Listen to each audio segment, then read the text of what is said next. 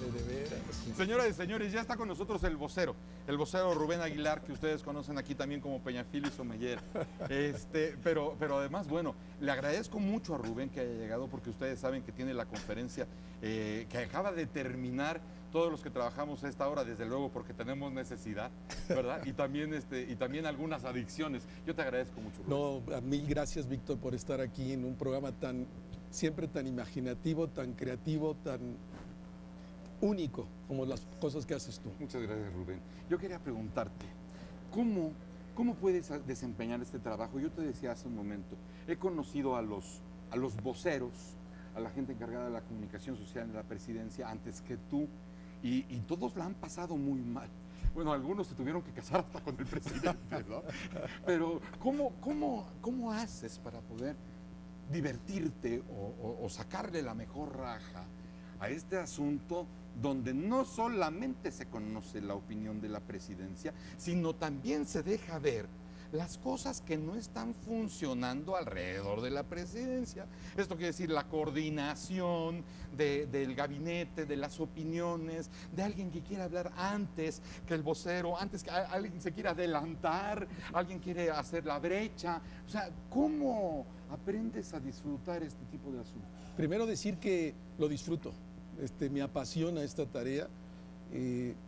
Es una tarea que en otro momento de mi vida hice, y en una condición a lo mejor más difícil que ahora, adversa, sí. Una situación adversa donde equivocarte implicaba la posibilidad de perder la vida, sí. Que son los años que tuve en el área de comunicación en El Salvador. Después lo dejé, regreso, fundé un despacho, pero tenía alguna experiencia de qué tenía que hacer con esto. Hoy pues a lo mejor me pegan, me critican, me dicen, pero no me juego la vida. Bueno, quién sabe, porque además hay cosas peores que perder la vida, ¿no? A lo mejor tú, cuando estabas en la guerrilla y que también hacías este tipo de vocería y de asesoría, a lo mejor podías perder la vida, pero hay a quien le duele más el prestigio, ¿no? Sí, y siempre lo puedes. Estás en una situación límite, estás en la cuerda floja. En la cuerda floja todo el tiempo. La posibilidad de equivocarse es muy alta también, y asumo ese riesgo. Es una tarea de frontera. Le agradezco mucho al presidente el que haya tomado la decisión de ponerme ahí. Es una función que se requería, que se exigía. Probablemente eso es lo que le da como sentido a este esfuerzo, a esta tensión, a esta dificultad que la veo y la asumo, pero que le da mucho sentido porque es una tarea que este país requería, que este gobierno requería. En las sociedades democráticas desarrolladas, avanzadas, existe esta figura que evita que el presidente se desgaste. A veces a nosotros nos parece como rarísimo esta posición, pero el vocero del gobierno de Estados Unidos sale todos los días 2 veces de rutina, a las 10 de la mañana y a las 12, y a veces sale tarde y moda, sí. Y a veces sale 6 veces, 5 veces, dependiendo de la necesidad. ¿Qué marca esta necesidad? Lo marca el que hoy hay medios independientes, libres, en que en una sociedad democrática hay muchas voces, y las voces se expresan a través de estos medios, y la voz de la presidencia, siendo importante, no es más ahora que una voz, no la voz. Y en ese sentido, pues hay que fijar posición, hay que ofrecer información. Los medios están absolutamente necesitados de ella. Están los programas como los tuyos, como toda la barra de la televisión en la mañana, 19 noticieros de radio en la mañana en la Ciudad de México, sí. 19 noticieros a mediodía en la Ciudad de México, 15 o 16 en la tarde, noche, más los programas. Si tú no informas, si tú no te juegas el riesgo de informar, de aclarar, pues alguien lo va a hacer por ti, y probablemente cometimos un error por mucho tiempo de no haber tenido esta estructura institucional. Ahora, platícame esa cuestión de tu perfil, porque a mí me causa mucho interés este tipo de conversiones que has ido teniendo en la vida, o por lo menos de decidir tus disyuntivas, porque finalmente sí estabas en El Salvador, sí estabas en la guerrilla, también vienes de los jesuitas, también vienes del mundo de la academia, vienes del mundo bancario también, o sea, has abarcado un abanico muy interesante. ¿Por qué rematas? ¿Por qué llegas a la playa de la política cuando parece ser que finalmente no tenías necesidad? Mira, es cierto que he cambiado por lo menos 3, 4 veces en mi vida he tomado decisiones muy importantes que han implicado cambios en mi vida, pero en este marco, para mí, el fin sigue siendo el mismo. Hay que luchar porque este mundo sea mejor, hay que luchar porque este mundo sea más incluyente, hay que luchar porque este mundo sea más participativo, más justo, más igualitario. Eso no ha cambiado. El fin para mí, de lo que he tratado de luchar toda mi vida, no ha cambiado, sigue siendo el mismo.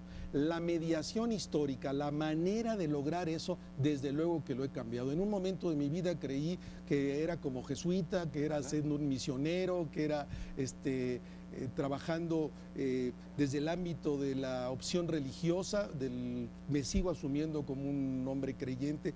Para mí Jesús es un hombre importante en mi vida, determina muchas de mis decisiones, pero en un momento dado de mi vida dije, no es la compañía, no, terminé mi teología, podía haberme ordenado y tomo la decisión de no ordenarme y de ahí irme a la guerrilla en la misma dirección, pero con otra mediación histórica, probablemente más radical, pero yo sentí que eso es lo que tenía que hacer y que en razón de eso, pues ya no podía seguir siendo jesuita para tomar esa decisión. Porque además fuiste jesuita, ¿17 años? 14 años. 14 años. O sea, finalmente te lo estoy preguntando porque además no son accidentes que te van pasando en la vida, no, sino que son nichos esenciales. Esenciales, o sea, y tremendamente vitales. Exactamente, vitales. Eso es lo que a mí me llama mucho la atención, porque finalmente si inviertes gran parte de tu vida en el asunto, por ejemplo, de los jesuitas, pero también inviertes una gran parte de tu vida en la cuestión del Salvador, por ejemplo, que es una parte nodal. Nodal, ¿no? También. Después la parte de la academia, que finalmente pues es también vital, ¿no? Muy vital. Tus libros, tus asesorías, tus conferencias, el periodismo. También escribí muchos años. O sea, muchas cuestiones que harían una vida, de pronto ha sido cambiado a llegar a vocero de la presidencia. Bueno, y sigue en la misma ruta. Me voy a la guerrilla porque creo que eso es la mediación con la que tengo que optar para que este mundo cambie en un determinado momento, y como parte de toda una generación se decide que hay que buscar la paz, que la guerra ya no es el camino para poder construir este mundo de justicia y de igualdad que uno quiere, que esa es la posibilidad de la vía democrática. Y yo me inscribo a este gobierno, invitado por el señor presidente. Con mucho orgullo estoy ahí, no tengo ninguna contradicción, porque me parece que lo que este país requiere hoy es construir su institucionalidad democrática, la solución de los grandes problemas sociales que este país tiene, del rezago brutal que tiene en términos de pobreza, en términos de Estado de Derecho, de legalidad, de justicia, de la inclusión de los pueblos indígenas, pasa por la vía democrática hoy. No hay la posibilidad de la vía armada. La vía armada no va a cambiar esta sociedad, y entonces hay que profundizar la lucha democrática, hay que profundizarla, y en este sentido estar en el primer gobierno de la alternancia con los problemas que tiene y las virtudes que tiene, para mí es un tinte de orgullo y se inscribe precisamente en esa vertiente de lo que yo pienso que tengo que hacer porque este país sea mejor. Quería ahondar mucho en tu perfil, porque vamos a llegar a este punto, al punto de hoy, ¿no? De Jesús a Farabundo y de Farabundo a Vicente, ¿no? Entonces yo te pregunto, esta experiencia nueva del trato con los medios a nivel presidencia de la República, ¿no? Porque cada quien podrá contar su parte y habrá alguien de la prensa que diga, no, evidentemente se puede hablar de todo y se puede platicar de todo y con todos. Habrá otra parte de la prensa que dice, no, todavía no, porque hay algunos códigos que todavía no se pueden desentrampar de la vida política nacional. Tu experiencia, después de este recorrido que se está enterando la gente, ¿cómo ves este trato diario, que no debe ser fácil, con los medios que están ávidos, no solamente de hacer análisis o verificar, sino de tener una nota? De tener una nota, y la mejor nota, y eso obliga a veces a una competencia terrible entre los propios medios. Y te irán poniendo minas y cuatros. Y a veces uno las pisa y a veces uno las libra. Mira, yo creo que hay que asumir que la prensa mexicana fue fundamental en el proceso de la transición democrática. Sí. Fue clave. Sin la libertad que se fue construyendo la prensa, sin el espacio que ella misma se fue abriendo, no hubiera sido posible explicar la transición democrática mexicana. Yo pienso que la transición ya terminó, como académico pienso que terminó precisamente con la alternancia, y la alternancia ahora otra fase, la fase de la construcción de la gobernabilidad democrática. Ahí los medios tienen que jugar otro papel, no es el mismo papel que jugaron o que y se la jugaron en el periodo que dura la transición, sobre todo en los últimos años de la misma. Pues tengo un enorme respeto por los medios, muchas veces puedo no estar de acuerdo con las posiciones y con los análisis, me toca saber también respetar en un mundo plural, sé que hay visiones diferentes, desde el gobierno tenemos una, desde los medios que tienen una visión crítica tienen otra, el punto es cómo todos nos respetamos, cómo aprendemos a convivir en diversas posiciones y diversas posturas que se hacen valer en la sociedad mexicana sin que eso altere de ninguna manera la relación y la civilidad y la encuentro que debe haber entre el gobierno y los medios. Precisamente mucho de lo que pienso en estos términos, lo acabo de escribir, salió ayer o antier en este país un artículo mío que habla de comunicación social y democracia, donde están planteadas las cosas que yo pienso. Yo tengo, insisto, un enorme respeto, pero también siento que la prensa está encontrando su nicho, su nuevo papel en nuestra nueva realidad, como otros muchos actores. También el gobierno lo está encontrando, también la academia lo está encontrando, también las iglesias lo están encontrando, también los empresarios, los partidos, los sindicatos y obviamente los medios.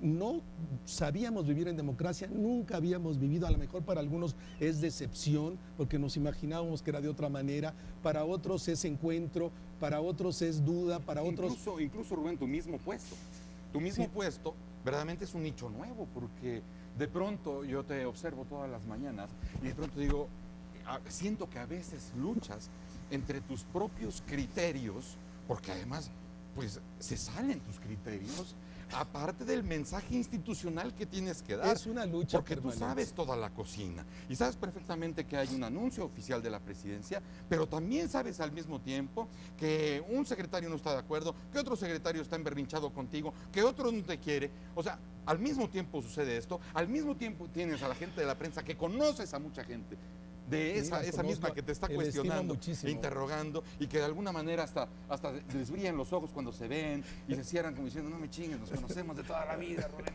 no me friegues, ¿no? O sea, es cierto. ¿Cómo hacer este papel? Bueno, donde si eres vocero y de pronto también te conviertes en intérprete, cuando el presidente no ha sabido decir una cosa, no la ha sabido explicar y finalmente tienes que decir, bueno, lo que quiso decir el presidente. Anotas un elemento muy importante, probablemente es el elemento más difícil de esta nueva estructura institucional, que el vocero o el portavoz, como le dicen en Europa, no habla por sí mismo, no es su punto de vista, no es su posición, es la posición de la presidencia de la República, y yo siento temor y temblor cada vez que pronuncio una frase, por eso muchas veces sí es real, me veo dubitativo, porque tienes que construir, no en un discurso abierto como uno lo haría en su condición personal, sino cuál es la frase, cuál es la palabra que define la posición de la presidencia de la República, en un margen que es obvio si estoy ahí de responsable, como cualquier secretario lo tiene. En tu responsabilidad tienes un margen de compromiso personal o de tu visión personal cuenta, pero ¿cómo traduces esa visión personal en el marco de la política institucional y hablas por la presidencia de la República y sin pretensión alguna, hablas en razón de eso a nombre del Estado mexicano, de un país de 106 millones de mexicanos? Es un peso tremendo. Tengo miedo cada vez que me paro ahí, claro. No lo hago, no es fácil, ese sentido lo asumo y soy responsable de lo que pasa ahí, y ojalá que siempre siga teniendo miedo, porque eso es lo que te ayuda a equilibrar tus posturas, a no soltarte simplemente como lo que opinaría Rubén Aguilar, el politólogo, el académico. No, ¿qué opina la presidencia de la República? ¿Qué opina el Estado mexicano? Eso es un brutal reto que obliga a una conciencia enorme de tu propio límite y de la responsabilidad que implica dar la cara por la presidencia del Estado mexicano. El reto per se es demoledor, es enorme, pero también necesitas tener cierto gusto por la adrenalina No, que ahí es donde te hablo de las adicciones, de que finalmente, bueno, llegaste en un momento en que toda la mañana la tenía Andrés Manuel López Obrador. O sea, tenía ya la exclusividad de las mañanas y tú venías con ese hándicap en contra y te posicionar a la presidencia con un punto de interés donde la gente también se moviera, no nada más por ser la presidencia de la República, sino con el valor agregado de interesar, ¿no? Sí, se dio. Y probablemente es real. Aprovecho esta tu intervención para hacer una distinción que me parece muy importante y es una de las aspiraciones que tendría este gobierno y por mí en lo particular y con esta tarea, que quede esta estructura institucional. ¿Qué diferencia haría con el respeto enorme que me merece Andrés Manuel y Alejandro Encinas ahora en el gobierno?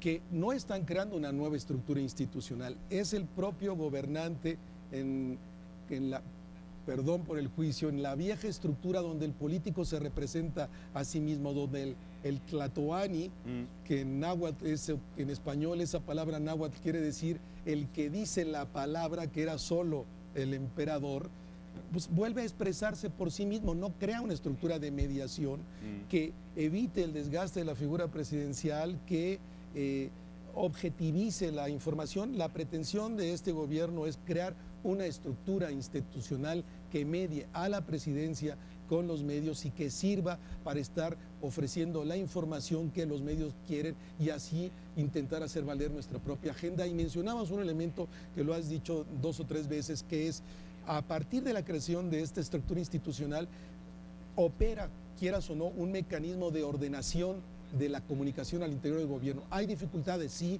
hay tensiones, sí, pero si tú lo ves en las últimas semanas o meses, cómo se va organizando y ordenando la comunicación del gobierno. Rubén, te agradezco mucho este gran esfuerzo de venirte de la conferencia al programa. El tiempo se nos acaba, pero creo que hemos tratado de ponerlo ágil y yo te agradezco mucho esta visita. Te agradezco a ti muchísimo.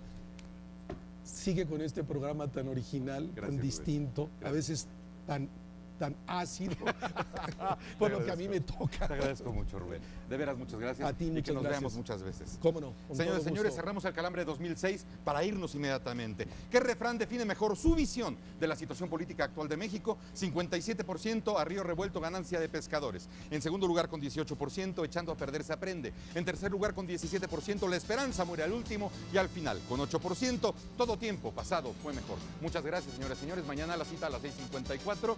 Por hoy, muchísimas gracias.